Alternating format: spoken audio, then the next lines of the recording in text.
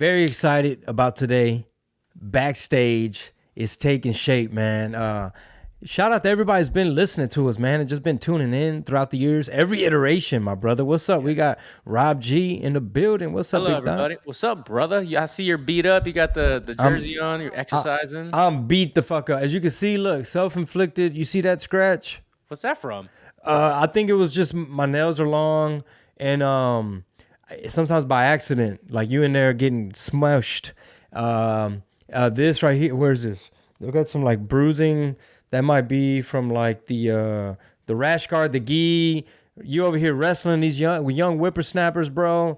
And you know what? The thought that came to mind, bro, is that yes, when you're old like me, and when you do this type of, I guess, sport, martial art, what have you, you're gonna have a lot of little like, my neck, my back. Like you're gonna have different. Like right now, like it was kind of like, man, I think homeboy had me in this weird position, and my right shoulder's been kind of thrown off because I bench pressed like 2 weeks ago or something stupid.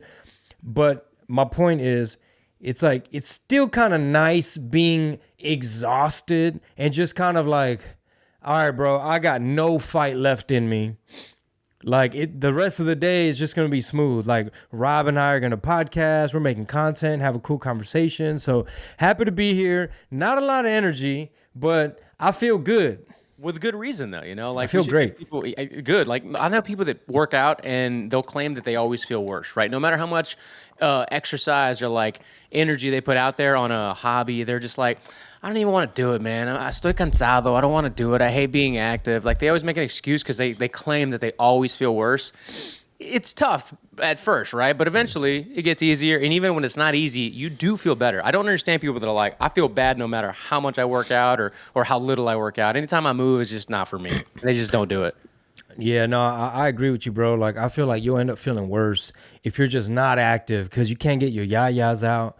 And not to mention with jiu-jitsu, you're like puzzle problem solving. You're just like, okay, I think he's trying to Kimura me. Am I going to do it like a dead arm? If I could just get into dog fight position, I'm going to try that little sweep thing that I saw Eddie Bravo do on an app one time. You know what I mean? Or at the floor at Denny's. Yo, I got to meet Thug Nasty. Oh, but yeah, were you there at Denny's? No, I wish, because I know all those dudes. His corner man, his coach, Zach Moore, also the owner, Curtis Hembroff of 10P. Shout out to Eddie Bravo. So I got to kick it with Thug Nasty, That's awesome, and man. yeah, How was so that? it was super cool. It couldn't have gone any better. Like he's saying hi. I'm sitting behind Eddie, so he's saying hi to different people that he knows, and he ends up grabbing the seat next to me because like it was open at the time.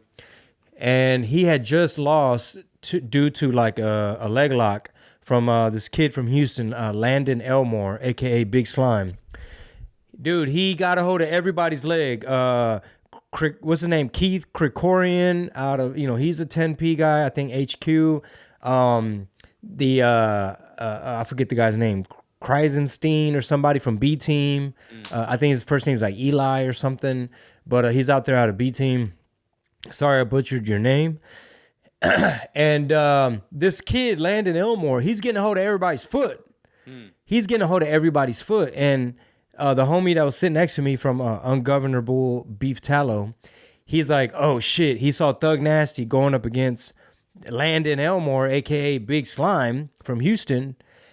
And he's like, oh, fuck. He's like, he's got to not let him get near his feet. Like, keep him away from your legs. And sure enough, dude, anyway, so Thug Nasty sits next to me. He's like, man, I just wish I'd have gave y'all a better show, man. 30 seconds. That 30 seconds, man. Like, he's a kid. I said, hey, bro, don't even worry about that. Like, everybody here supports you, loves you. Like, we love your authenticity. You have a beautiful family. Like, congrats on life and everything. Like, don't even waste your breath trying to give us apologies. Like, I was like, man, you one of the coldest rappers out. Fire in the pasture. And that's when he was like, oh yeah, you did tell me you rap too. Because now he started remembering that I had like DM'd him or I'll like retweet shit. Yeah. But yeah, I love that dude. I love how, did you see when he told Tapora went on PBD and was saying like, yeah, I don't know what's up with this flat earth stuff. No, I didn't see that. So what's the guy's name? Ilya? How do you say his name? Ilya Taporia? Ilya Tapora. He went on PBD and basically he was just saying like, you know, how he's Christian also. And somehow it came up that like, you know, Thug Nasty, he's tripping with all this flat earth stuff. So of course, Thug Nasty, you know, whipped out his phone and just was like giving him like biblical scripture. He's like, bro, how you gonna say you Christian, but you're like cherry picking? And he just told him like, in Genesis, that's the first book. I was like, it mentions the firmament 11 times, you know, like the waters below and the waters above and the firmament, and we ain't been to the moon, but you rather listen to your indoctrination. And I was just like, yeah. Dude, that guy's such a character, man. How many matches did he have? Which, by the way, we're gonna give an explanation for the whole show you're listening to. Yeah, I know I skipped over that. In 5 seconds, but I want to know how many matches he had, because I saw one where somebody threw up a flying, I think it might have been a flying triangle, and he took him to the crowd and they brought him back to the center of the mat. Was that the only match, or was it like that was, I believe he did 2. So the first one was against Brower. I think his name is like BJ Browers or something like Bowers. And I saw him fight in Cancun.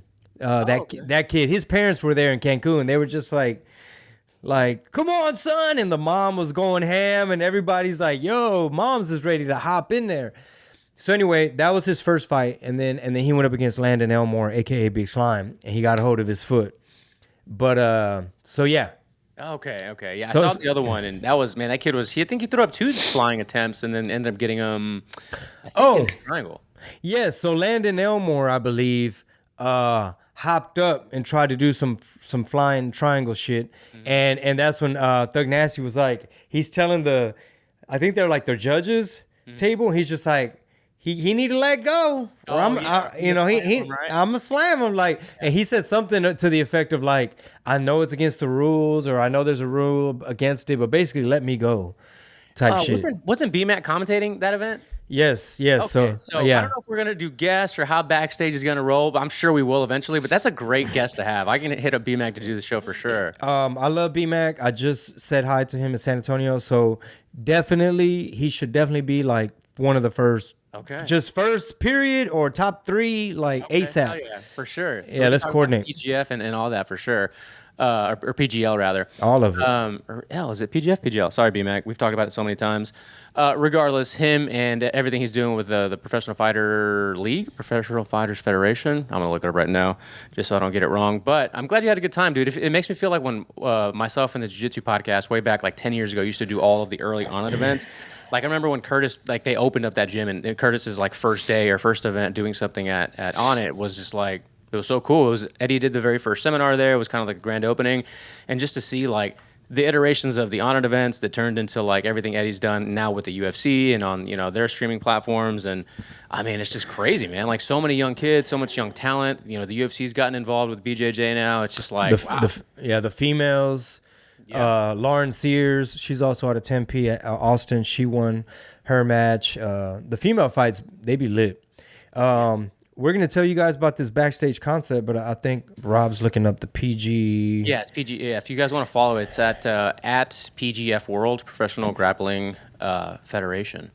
Yeah, we've had several conversations about that in the past, BMAC and I, so I'm sure we'll get on here. You guys will, all 3 of us be able to riff about what they got going on. And they've got some really cool events, really cool partners as a part of that whole organization. He's really trying to change the world when it comes to jiu-jitsu, live events, the entertainment factor of it all. If you've never watched the draft for the PGF, like really interesting. They really took it from like Major League Sports, and dude, it's really cool concept. Yeah, it's exciting, bro. Jiu-jitsu's blowing up. So yeah, let's tell them about Backstage, brother. Yeah, so there's an episode that's going to drop before this that was from when you landed. I think it was like Tokyo to Houston. You were on that long flight. It's probably about 10 days ago from the recording of this episode. Mm-hmm. And after the podcast, you and I were talking about like just kind of where to take the concept of podcasting, promoting shows, kind of interacting with the fans, giving them an insight into you. And Being consistent. Inconsistent. And then it brought me back to when we first did what was the first iteration of like What Did He Said with Chingo and I back in like 2018, 19, something like that, before the flu years and the world kind of fell apart. Yeah. And it was a lot of like backstage stories from music, from comedy, having people in studio even at the time, like Chris DiStefano and just, Mo Amer. There was a bunch of people you had in at the time. And it was like a hang. It was a cool hang. It was a cool vibe. It was fun. The world was less crazy, obviously, at the time, but I think now is an even better time to bring some of this like fun, casual conversation, and then just whatever culturally is going on, we can still talk about it. Nothing's off limits, but it's not driven necessarily by a lot of the narratives that might upset you on a day-to-day basis. Yeah, absolutely. So I'm all about that backstage vibe. And you have different characters back there. It might be like a friend from the jiu-jitsu world, a friend from the music world, a video guy, other comedians. You just hang with all kinds of people, and definitely looking forward to that type of vibe, man. Yeah, so ain't nothing like it. Yeah, we want to provide that here. A lot of people will never get the opportunity to like be backstage with somebody, with you or with anybody, with any act that they like, that they follow. So, that's kind of what a podcast is, right? Like I've always thought about it as like these backstage, behind the scenes vibes, hangouts with these people, and talking about jiu-jitsu over the last 10 years, dude, podcasting over the last 10 years. Isn't it crazy how this is all blown up for some people specifically, but like the whole genre as well? Yeah, absolutely. Yeah, obviously the ones that are consistent and film it, like use video and stuff like that, and leverage social media. And I look forward to just, getting that feedback from people, like when you hit Tacoma, Portland, or Ontario, LA, Lubbock, Chicago, any of these people, for people to be like, hey man, where's Rob? And I like that one, and you mentioned that thing, and I actually got that book, and I heard you talking about this thing, or you recommended this food place, and I like your perspective on this, or I don't agree with you on this, or you're an idiot for trying to homeschool your kids, and stuff like that. Dude, that's blowing up in popularity everywhere across the country. Is homeschooling more than I ever thought I would, hear people say like, yeah, we're doing that too. Like, wow, it's very commonplace these days. Yeah, we love it, bro. Today, I did a shift, and so I literally, because see, Penny, she tried to test. She'll try to test you. Kids do that, and she's a great kid, very smart, but she'll try to do this like, Dad, no. We did that already. We already did that one. Oh, God. Okay, never mind. You click it. Mom doesn't do it like that. Mom doesn't do it like that. To where like now she's getting this little attitude to where it's like, all right, time out. Come with me to the living room. We're about to pray right here by this couch. Like, get down next to me. Heavenly Father, I ask that you give me the patience to be a good teacher. Please allow Penny to have a good attitude so that she could be a good learner. Allow us to have a good time so we can get this done. All right. I'm praying you have an attitude adjustment. And then we'll go sit back down, and it's super cool because like I make sure that she's really learning. And it all goes full circle because today we were learning about diabetes and insulin and like the pancreas and all that. And basically it's an opportunity to be like, people whose pancreas is damaged and they can't get that hormone insulin, to let the liver know, hey, we've got enough sugar already in the bloodstream. Like, we need some insulin in here to bring that shit down. Stop pumping sugar into the blood. And I was like, that's why we can't have you drinking sodas like these other kids. You know what I mean? Like, that's why we try to tell y'all to cool it with these candies. And like, there's a reason we have to be kind of like trying to make sure y'all eat right. And it's like, because if not, you got to put a shot in your body every time you eat. How old is she now, dude? 7. Wow, that's crazy, man. Ain't that some shit? she was in utero. How would they say? she was in utero. 7 by 7, I would say the twins, mostly Brooklyn, was like pretty good about doing any kind of schoolwork and stuff. And I mean, I'm sure other parents, obviously, we all experiences vary, but the same kind of like tantrums with like math or writing or spelling or all that kind of stuff, like doing your words, was at first always kind of a thing because they just didn't want to do it. They're like, I don't want, right? Like they'll just find any excuse not to do the thing. So maybe at the time I should have been like, hey, let's come over here and pray. But I'd be like, all right, squats, let's go. Okay, you're gonna stop. You're gonna squat until you stop crying, and then that'll real quick be like, okay, we cool now? Like you got that out of you. Let's do our work now. I needed heavenly backup because I told Marisol she's at the boutique today, and so I gave her an update. she said I need to work on my communication. So I gave her an update, basically telling her what I just told you. And she's like, oh, that's good. She's like, because I just start yelling. And it's like, yeah, that's what I'm trying to avoid. Because I get it. She's smart. She's trying to test and see what she could again. Or like, hey, let's review this. But we already did it. I know. That's why it's called review. Yeah, I feel like you're really good about that. Like Chingo's got a really good even keel, about him, at least in recent years that I can remember. I like how you put your hands up when you said it. In recent years, going back. Going back steam. too far. A little steam. What do you call it? You ever seen that movie with the character that's got the flame on his head? It's like it's a kid's movie. The Emotions. The Emotions one. The first one was pretty good. The second one, yeah. That could be Chingo sometimes if you guys don't know. Nah, Chingo. Nah, I've gotten better, bro. Canelo. No, for real. Speaking of Canelo, real quick, did you watch the Canelo fight? You know what's very sad and unfortunate is that I was at a official Canelo fight after party hosted by Chingo Bling, who didn't get to watch the fight because he was getting ready for the after party. Basically, bro, I haven't seen it yet. I want to watch it, but I had to land. I landed in Pasco, Washington, had to get the rental car, get the luggage, make it to the hotel, start ironing, and make it to the... Oh. Yeah, so I still ain't seen it. I've only seen those little clips. Oh, okay. Well, I mean, obviously you know the outcome of it and all that. Yeah.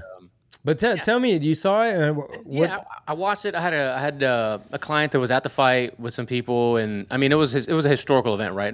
Whichever way that, if you wanted, obviously, one person to win over the other, I get it. Trust me, I was rooting for Canelo myself. But I mean, it was just kind of like a historical event. Like Crawford put on a show. Like he put on something. Going up 2 weight classes, like putting on that performance against a Canelo of that size was masterful. It was really, really, really interesting to watch. Oh man, I can't wait to watch it.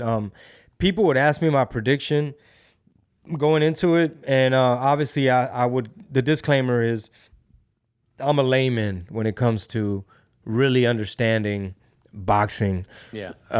Just a spectator. But I said I think Canelo's gonna pull it off because he's still, he is getting old, but he's still got just enough fight in him. He's not totally washed up. Obviously, his IQ, his experience. He has a strong chin, some good power, good defense. So that was my take. I said, however, I do know that Crawford is super fucking strong. I've seen him deadlift some shit. And I know he can wrestle his ass off. I've seen that footage.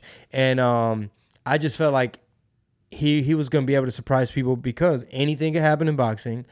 And I was just predicting that when it did come to close distance and getting in the clinch, I was like, man, his ability to wrestle and understand like manipulating his body and his opponent's body, I was like, he might frustrate and maybe tie up Canelo or just kind of like manage that distance to where he can't really just tee off on him.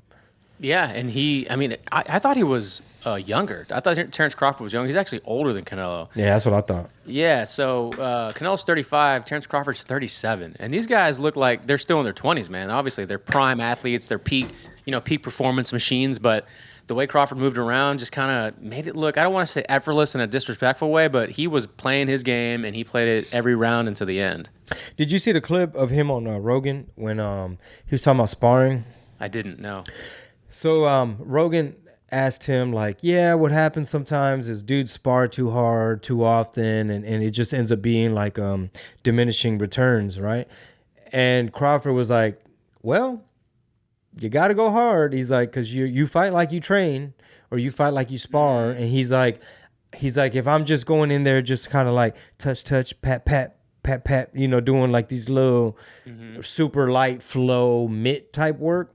He's like, I'm going to get in that ring, and it's just, I'm not going to be acclimated to it. Interesting. That concept's really interesting because you'll hear a lot of MMA guys, and boxers too, but mostly MMA guys in recent years say just that they'll go light. Like, they won't spar as hard. They'll always go, half as hard as they would in the ring or even less, just to kind of keep the motions going, the movement, and prevent, a lot of the damage, the brain damage, the head damage, the constantly being, patted too much in the head. But for him to say that, maybe we're going back the other way. You got to train hard. You got to train like Mike Tyson, right? You got to train like these animals back in the 90s.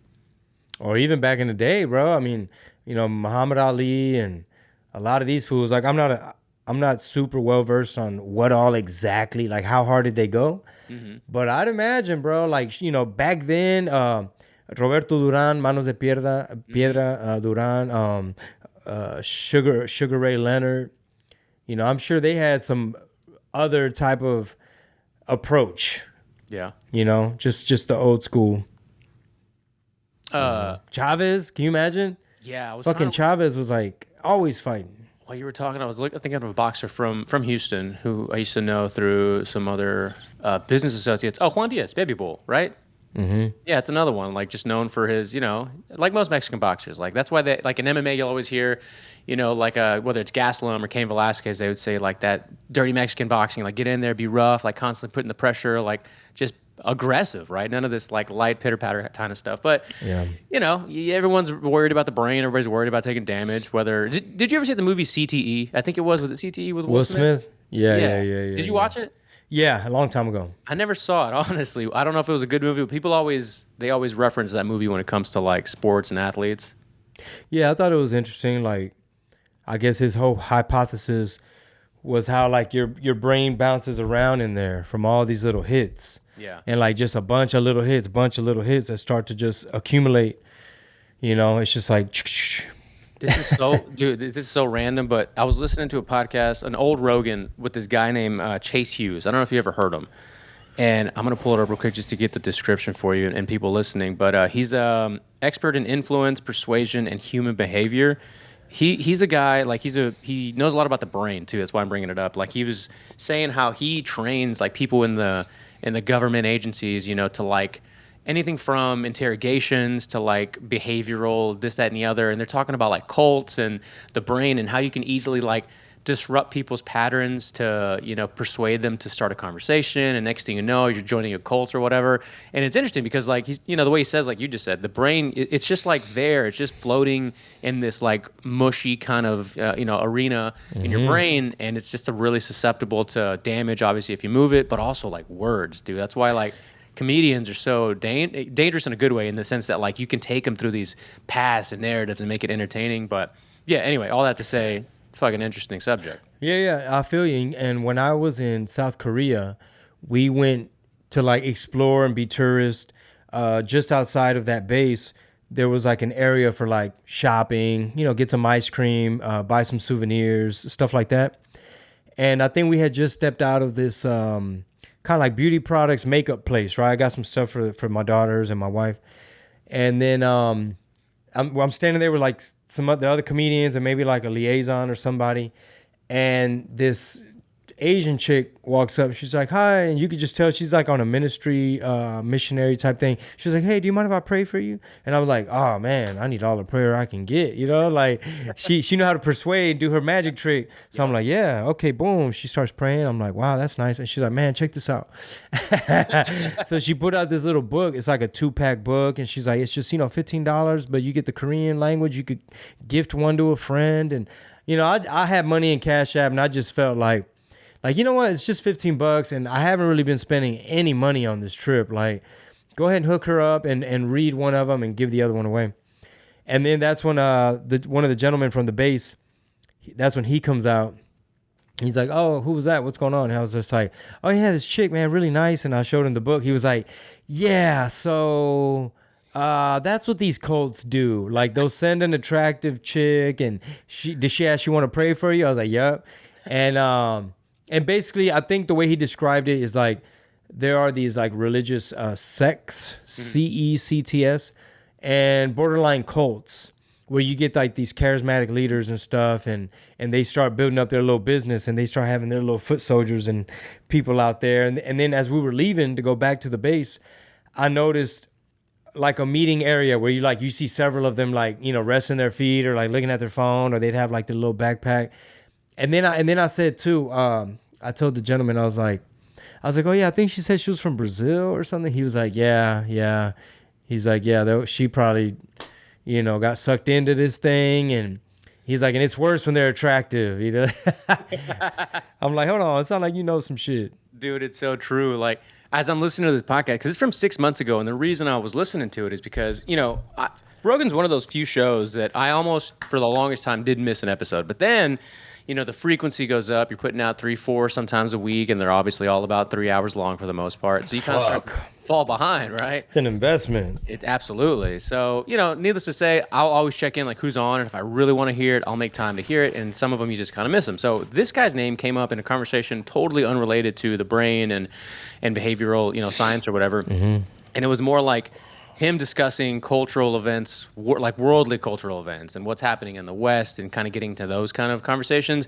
So I was like, I'm going to go check it out. And as I start listening to it, I'm halfway through, and a lot of it was the brain thing, cults, how people, are persuasive and how they get you to like buy a timeshare. That's another one. Like timeshare people. Have you ever been pitched on, hey, just come listen to this? No? Well, I think they might have pitched me, but like we didn't attend. Okay. They're like, attend this 1 hour, 2 hour thing, and you get, walk away with a gift. And if you do end up signing up and they give you the whole spiel, well, whatever it is about their ability to pitch you on that, once you say yes and you go, like their rate of like retention or the rate of purchase has to be super high, because that's been going on for as long as I can remember, right? Yeah. And then those that are kind of more like savvy or like, nah, I'm good. And then you see other people that are like signing up at like whatever, like it could be like a hunting store. I know these people like, hey, come to this like hunting resort, and just listen to the presentation and whatever.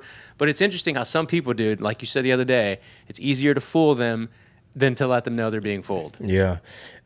Speaking of good episodes on Rogan, did you see the one with Chad Wright? No, I didn't. He kind of looks homeless, crazy beard, ex-Navy SEAL, hillbilly. So he lives out in those, I think, Appalachian Mountains or something. Okay. Hunts squirrel. So he eats squirrel. All right. You got to get ready for small game, man. He's like, when all hell breaks loose, the deer, that's going to be gone. All right. Everybody going to want deer. You need to get good at hunting small game. And Joe, you ever been squirrel hunting? Anyway, he told this one story. It was a fascinating episode, but he told this one story when he was talking about being in the barracks, I think stationed out in Germany, I believe. And there was like a demon spirit in that barrack, like haunting them and scaring the bejesus out of them. And he asked his other people that were staying there, and they're like, "Yeah, man, we couldn't sleep either. We heard it too," type of thing. And then he like brought it up to like a commanding officer that had been there years in the past. He's like, "Oh yeah, something lives there," type of thing. So then he was so freaked out that he called his brother, who was a Christian, and he said, "So I called him." He said, "I didn't know what else. I was to my wit's end, Joe." He said, "I didn't know what to do. I called up. I said, here we have one of them Christians," talking about his brother. And then his brother, I guess, put like a pastor on the phone and basically instructed him. Well, he started praying some stuff, but he instructed him to put like a little bit of olive oil above the frame of the door. He said, lo and behold, it worked. Demon left them alone. He said the next day, the door was just like smeared in just this little dab of oil just somehow dripped all over the door. And he was just like, man, I couldn't explain that. And then also I started kind of like checking out some of his stuff. And because with that whole story, he was explaining to Joe, like how he got so religious, like how he got like, and he was just saying like just how powerful, him getting into Jesus, and like he no longer had an appetite for the same things. He's like, nothing ever had made that drastic of a change for me in my life. And so then I looked at his YouTube, and he was talking about his morning routine, which is something I've been trying to implement as best as I can. And because it's real simple, you can even do it when you're in a hotel room. So it's basically just have your coffee, like read your Bible, study your Bible, like get into that in some facet, and exercise. So real simple, just those three things. Don't add nothing. So like in a perfect world, you're home, kettlebell, Bible, coffee, drop down, do push-ups, squats, swings, get back, read a little bit more, sip the coffee, and so on. And so then like in the hotel, it might look different. It might be like, all right, let's do some push-ups, let's do some squats, but you still got your coffee, and maybe play a sermon on your phone, there's different ways. Well, actually, I want to get into your morning routine, how it's kind of transformed for people listening that want the backstage, Oh insight. yeah. But Oh yeah. I pulled up the name Chad Wright, and funny enough, there was a clip that came up on my social out of nowhere. This is literally like 2 or 3 days ago. He's sitting in his truck and he's just talking about, I guess, the feedback he had gotten from the conversation. Well, I haven't heard it, so I was kind of completely unaware. But the reason it sucked me in was because this guy that sounds like a lot of the people I grew up with, huge beard, and then he's talking about Rogan. I was like, oh, what's he talking about? But I didn't know a lot of the context because I didn't know what he talked about on the episode. So now I'm gonna go back and listen to it because now that's the second time in like 2 days that I've seen this guy's name come across. But he just seemed like a real genuine dude. Like he's just a fucking guy out in Texas, if I had to guess. I don't know exactly where he was, but he seems like a really interesting guy. And he was a Navy SEAL, endurance athlete, entrepreneur. So that's the kind of people that have seen some stuff and typically have some pretty good stories to tell. Yeah, so I kind of got into I haven't like done a deep dive, but just that morning routine alone, it's like I didn't really have anything structured and set in place at the time. So I was like, okay, this is perfect because it's going to incorporate the Bible in my morning with my coffee and my exercise. So it's like I already like coffee. You know what I mean? I don't mind getting the blood flowing. Like I like these little kettlebells and coming up with all the, looking at stuff you could do with them. And I was like, now I can actually use that time to also kind of like get into the Bible and read it and try to figure out, get into it. Like almost like, wow, hold up, no way. Like, dang. Yeah. You know what? Like I've been saying for a while, I want to do the same thing, and not so much because Chingo and I relate on so many things, and the religion thing, we've never really, not that we're like we're opposed to each other's views, but I can't authentically say I'm as religious or dedicated to like reading scripture or even attending service or anything as he is. Anytime I do, I just feel super disingenuous. So the way I try to frame it is that I'm trying to learn it the way that I'm learning anything about history. The way I'm learning about American history, I want to learn about the canon or the beginning of everything or the Bible itself or whatever.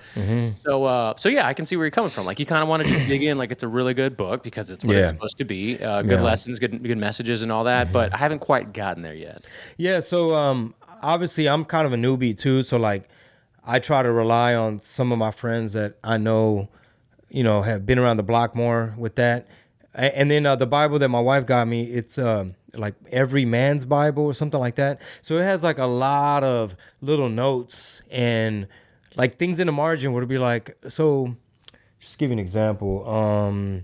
It might say like, oh, this particular verse, he's talking about marriage, and they might have like a little column in there just kind of breaking down like what it says. But it's cool because I'm able to I got my mom a Bible because she had this old school Bible that was just Old Testament. So I was like, hey, pull up Matthew. Like, let's go over Matthew together. I want to share with you and let you read it and let's talk about it. And she's like, mine doesn't have Matthew. So I'm like, what? So anyway, I got her a Spanish. I think it was the whole thing. Yeah, it's the whole thing because Matthew's going to be like middle towards the end or whatever. And so, yeah, it's interesting, bro, because you start to see in the context of what you just said, you start to see how the politics comes into play. In other words, where it's kind of like, oh, the Pharisees heard how this dude is a rebel rouser. You know what I mean? Like Jesus out there, he got people talking. He's pulling off these miracles. He's healing people. People starting to hear about him. They trying to pull up on him. And, they want to be healed too of different things, different ailments. And that's the beginning of the end, where they start plotting on him and basically saying like, all right, how can we put the law on him? Like, how do we basically crucify him? That's like the beginning of the end. Like, how do we stop him? We don't like what he's doing. It's weird. It's scary. Who does this dude think he is? And it's interesting too, how it talks a lot about like prophecy, where people started tripping out when like prophecy started getting fulfilled. Like they say the Messiah is going to pull up. I believe it was like back into Jerusalem, if I'm not mistaken, but like he's going to pull up on a donkey. That's back then it was like prophecy. It's like they say the Messiah is going to pull up on a donkey. He's going to be on a burro. And, but he was already telling his disciples like, hey bro, like I'm gonna teach y'all everything I can. Like make sure y'all's faith is good. We're going to be persecuted. We're going to be tested. And And I feel like that's very relevant today because people do get persecuted for doing the right thing or for being Christian, or, you know, in Charlie Kirk's case, a lot of people are celebrating because he's a white boy.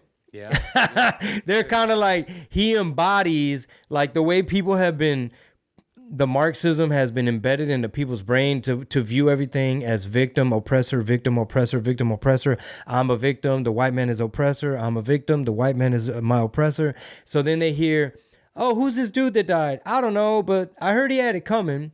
And he said a lot of like mean racist things.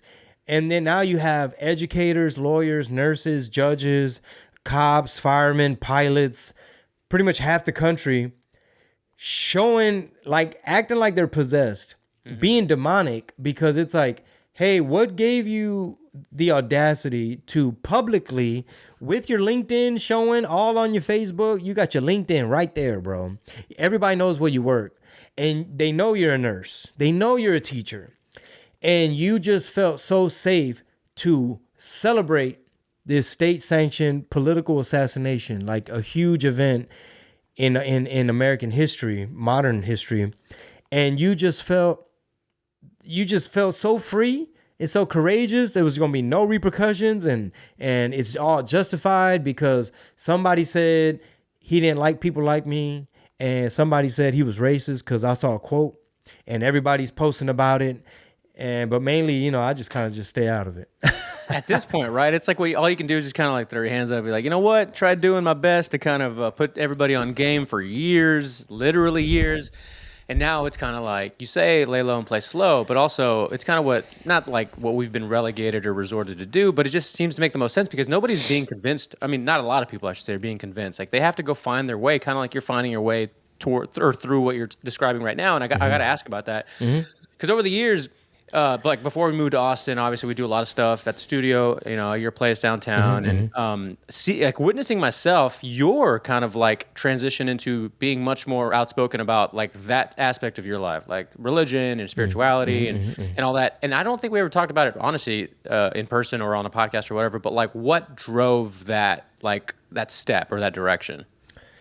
I feel like a combination of things. Just knowing that I wanted to be a better husband, a better father, a better person.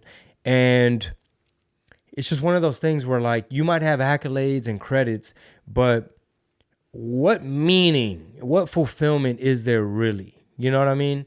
And more than anything, like I'm just so happy that I got to give Marisol a lot of credit because she already kind of had the insight so that when she said, hey, we have kids now. Or I think we only have Penny. Like, hey, we have a kid and we're married and all that. And I just want to let you know, you don't have to come with me. You don't have to come with us. No pressure at all. I'm not going to judge you. But I want to make sure she has some kind of upbringing, you know, because she had that experience of like, it's really fun for kids if they could be introduced into everything. Like, and she's like Second Baptist. They got a great little church program. Like we go to our service, depending on their age group, they might be coloring something, making a craft and kind of learning like, oh, what is that? Oh, that's the armor of God. They made a little shield, you know, the armor of God. And little by little, they might be like, oh, that's from the book of such and such. Or that's when God tells us that, you know, put on the armor of God, you know, the belt of truth. And each week they're, you know, the sandals of humility, the crown of justice or whatever it is. Right. But I got to give her credit because she kind of gave me that invitation, that opening of like, I've got a very minor curiosity, but what am I going to do? Stay at home on Sunday while y'all go like a heathen?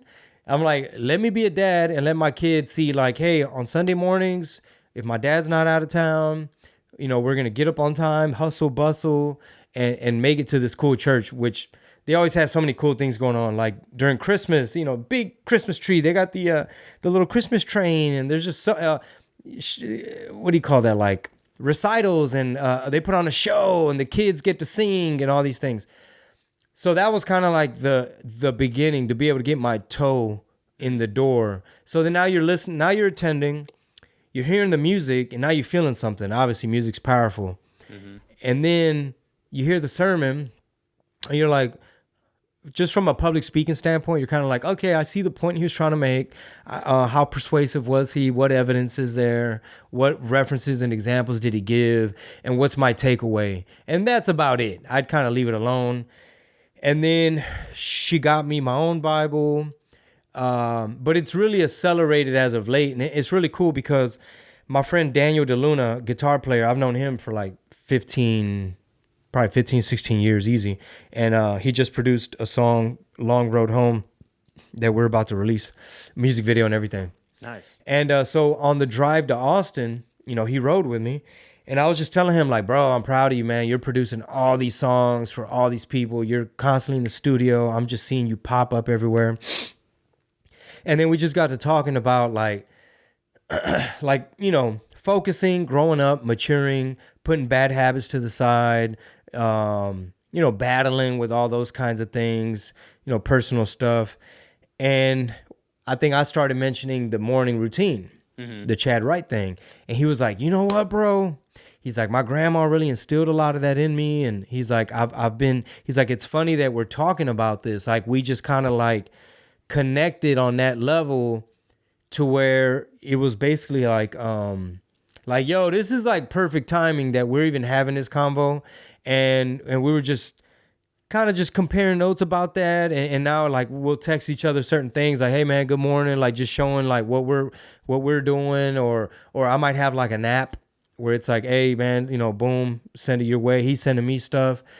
And, but all in all, bro, ever since I did start the morning routine, it really allows me that time to like, all right, man, read it, slow down, understand, read the little column. I would even read my kids' Bibles that they got from Second Baptist because it's all in there. Like it's the same scripture, but it has like these little like bloop, these little bubbles like tip, remember, where it'll be like, have you thought of a time when you felt, and like little questions and what did King Herod do? And like, John, who was John the Baptist? Like just a bunch of little things. Cause it's like, I'm a white belt beginner newbie and I'm able to like, oh, okay. My wife was like, why are you using that Bible? And it's like, it was convenient. And mine got lost in the shuffle, my man's Bible, but I found it. You're like, it's a pop-up book. I like the kids version. Yeah, but mine is basically just like to the men. It's almost like the same thing, but like more like for an adult. Like, all right, hey fellas, like this is what it says about this. Have you ever this? And think about, like, I guess just talking to the men, bro. Like, there's gonna be stuff in there that talks about temptation, like in layman's terms, how some of these broads could be conniving. It'll have it in like, and then it'll say also like, there's something in the book of Matthew where, I can't remember if it was the Pharisees, like the elder religious leaders of the time, they were judging Jesus and his people, his disciples. And they were like, hey, we noticed that like sometimes a lot of your people don't wash their hands before y'all eat. Like, why are you going against tradition? That's kind of what they were telling Jesus. And Jesus, he clapped back. He's like, hold up, check this out. He said, y'all going against God every day. He says, y'all so worried about tradition and worried about some whatever. He didn't say germ, but like, y'all so focused on this washing your hands stuff. He says, however, murder, violent thoughts, adultery, like lust, all these things are going to come from the heart of man, meaning your own mind, your own heart within is going to have unclean things that you could, be weak and pursue. And next thing you know, you in the middle of a whole bunch of BS. But just like relatable stuff, right? Like, especially in Proverbs, my boy Lucky had first, when I had reached out to him, like, hey man, like, how do you go about reading the Bible? Like, I don't even know where to begin. Like, do I just start in the beginning? And he was like, look, he was like, there's different. He explained to me, like, just very briefly, like, this is what the New Testament is, this is what Old Testament is. These are more like poems. This is more history. This is more like cultural art, context. These are the gospel, Matthew, Luke, John. That's talking more about, like, Jesus' early life, his birth. Why did God choose Joseph? Him, like, miracles, feeding 5,000 people with 2 loaves of bread, 5 fish, walking on water, all this stuff, right? And but anyway, he said read Proverbs just because they're pithy, short, like little like one-liners. They're all punchlines. And it definitely talks a lot in there about like basically you can't be chasing these women. You know what I mean? And it's funny because it uses this old language of like, her bed is to the door of hell, and those who have entered her home shall soon. It almost sounds like it talks about child support because it'll be like, soon your riches will leave your home and go to the home of others. Like basically, you're just about to inherit all these headaches and problems just because she tempted you. And yet, dudes haven't found that lesson out. You know, they have to find out the hard way because a lot of them just don't pay attention. It's one of those evolving things. And going back to the brain, funny enough, full circle. It's like until that thing has developed a little bit more, you're just going to go and you're going to make all those mistakes. And you're just going to be like, you know what? I'm just going to pay for it when I pay for it because I got to do this. I got to find out what it's like. Yeah. And that's why, I mean, it's easier said than done, right? Because we all start to like peep game at our own pace. I mean, look at me, bro. I'm 46 and late to the party when it comes to a lot of things like jiu-jitsu and the Bible. But you know, we like, you're right. We all kind of, we take chances. We take different paths. Sometimes we do stuff that we know, like we ain't supposed to be doing. Like, you know, it's like, come on, dog, you know right from wrong. And you make bad choices. However, I kind of sometimes wish that like some of this game was given to me sooner. Just kind of like, almost like me from the future, like pop up on the old me, like, hey, dog, check this out. I could choke you out right now. Hey, who are you? I'm you from the future. Dude, read this. Speaking of things that you may have not done before, how well of a job are you doing now about taking care of your body? Post jiu-jitsu, post working out, post being on the road, essentially like wellness and recovery in general. How do you think you're doing with that? Like a scale to 1 to 10? Scale 1 to 10. Maybe a 6.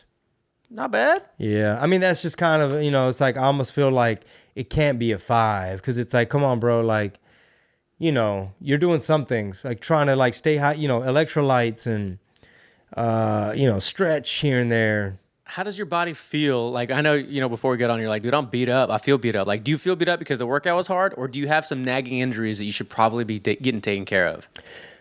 Both. If I had to say like a nagging injury, it'd be like the right shoulder sometimes. There's like a impediment of some sort. My hips are a little tight. I need to get that looser. But really just beat up from wrestling grown-ass men that are younger than me and bigger than me. Dude, so back in the day when I had that cryotherapy business with some business partners, this is early Trump era, everybody. So when the world was pretty good business-wise, you know, some things were going well. Like 15, 16 through like 18 or so, around the time just before you and I actually started connecting on a more regular basis. We used to partner up with a lot of people in the Houston area, right? So like chiropractors, you know, massage therapists, whatever. But there was this one office. Are you familiar with a Rosti? What do they sell? So they're what do they service? What do they got? What do they serve up for you? So it stands for, so the clinics are called Rosti, right? So it stands for Applied Integration for Rapid Recovery in Soft Tissue Injuries.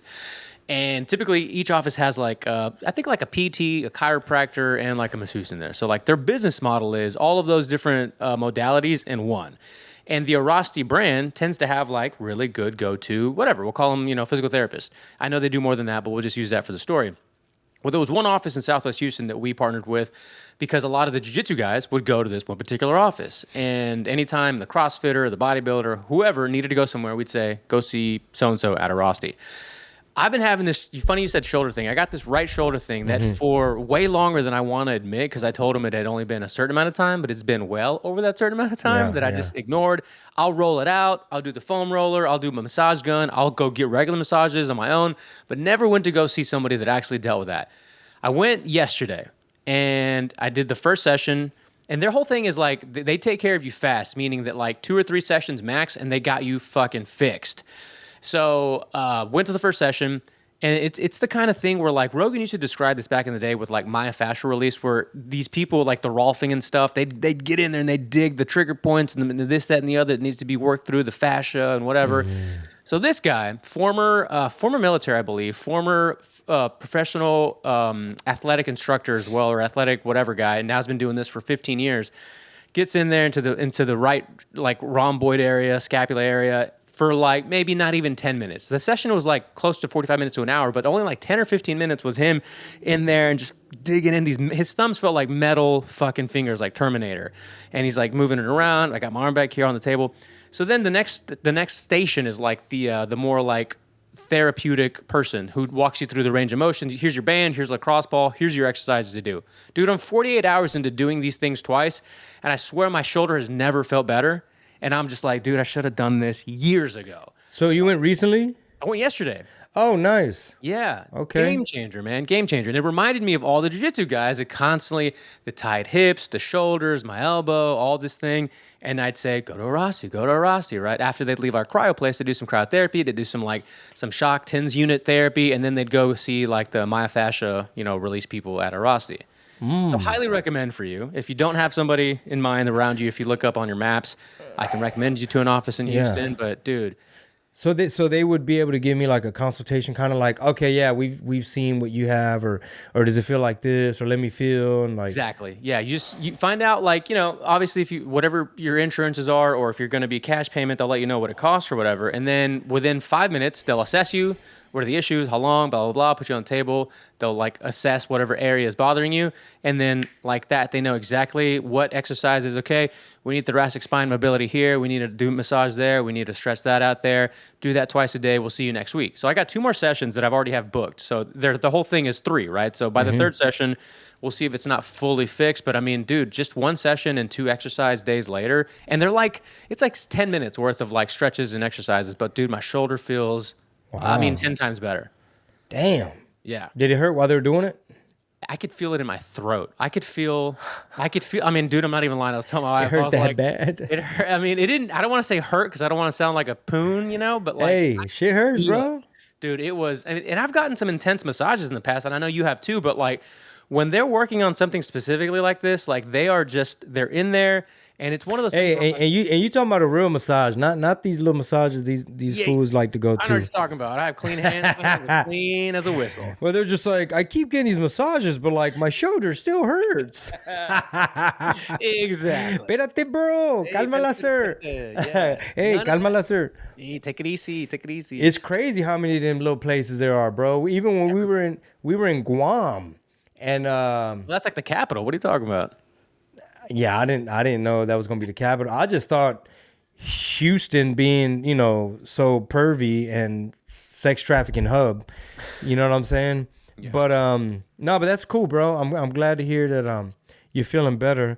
Real quick before we get up out of here, all my West Coast people, I will be heading to the West Coast, baby, Ontario at the Improv. They always sell it out, bro. So don't sleep on those tickets. September 24th. Oxnard, Levity Live, September 25th. Big place. Shout out to 805. Very big place. So let's pack it out so it don't look crazy. We have LA, Upstairs Comedy Club. I need to get you a link for that, apparently. Okay. Downtown LA at the Upstairs Comedy Club, September 26th. Covina at the Laugh Factory, September 27th through the 28th. Lubbock, October 3rd. We have Chicago at Rosemont, this October 12th. Shout out to Atlanta. We're headed out there October 19th. San Antonio, the Laugh Out Loud Comedy Club, October 23rd through the 26th. Oh, look, we have links up for Indianapolis even. That's November 5th. Hell yeah. Brownsville. The Lucky Barrel. I got to get you a link for Visalia, California. What are they? And what was it? Downtown LA. Yeah, LA, Visalia, and I think Tampa. Yeah, make those notes of those 3 right now while you remember and send them over. But yeah, man, so the next stop is Oxnard, right? The 25th, Thursday? Yes, sir. Actually, Ontario, the 24th. Oh, sorry. Okay, yeah. And that's up. I saw you. Ontario? I don't have Ontario. It's not up there? I got Oxnard the 25th is the next one on your website. Really? Yeah. I thought it was up. That's weird. Send it to me, along with the other 3. But yeah, chingobling.com. You can always find the tickets there. And whoever put together that video that's on your homepage now that I put up there is a great little, best of Chingo stand-up, man. That's good. Yeah, man. Shout out to homie Jose, bro. Yeah, dude. And what's funny is like anytime I see old stand-up clips or like a club will use an old clip, or you hear like a promoter make a radio commercial and they're using an old clip, I hear it right away. Where I'm just like, and I'll text Mighty Soul. I was like, man, I sure wish they would just reach out and be like, give us something new, because you improve so much, bro. Like, I mean, from one year to the next, you get way more seasoned. That's a really good insight too. Are you not able to, or is it not that easy for them to like ask for assets or things to promote you with? We might be able to do a better job of just having like a Dropbox folder and just drill the point. Like, all new things are here, all new headshots, new bio. It's all in here. I need to work on that. And sometimes they just resort to, like, it might be an intern like doing their due diligence, and they're probably copy pasting some shit from last year or whatever. Yeah, that's a good point, actually. That's actually a brilliant idea, because that's how a lot of people operate when it comes to this kind of stuff. We got to send it out to a lot of people. Dropbox or a Google Drive. Here's a link. Use only what's in here. That way you can like take in and out whatever you need to take in and out, and they always have that one link. Yeah. But I've definitely improved tremendously, like performing for the troops and stuff. You know, you're in front of a crowd that's not necessarily your crowd, your demographic per se, and you're having a headline. Yeah. Well, hey, we got to just like another minute or two here before I got to let you go. What were you releasing music wise? You just said with a music video and everything. What can people expect? So 2 projects actually. An entire full length album with my boy Any Means from the West Coast. A whole album, man. So I forget how many tracks, at least 10 tracks, all fire. Super fun working with him. And it was all very like a formula. Like, he would kind of produce it along with a gentleman named TG. And we'd put our heads together like, yo, Theo Hooven needs to talk on this one. And yo, how about we sample this? We should flip that. So that's fire. And then when my boy Uno G from the Valley, from McAllen, we did kind of like a country song. It's called Long Road Home.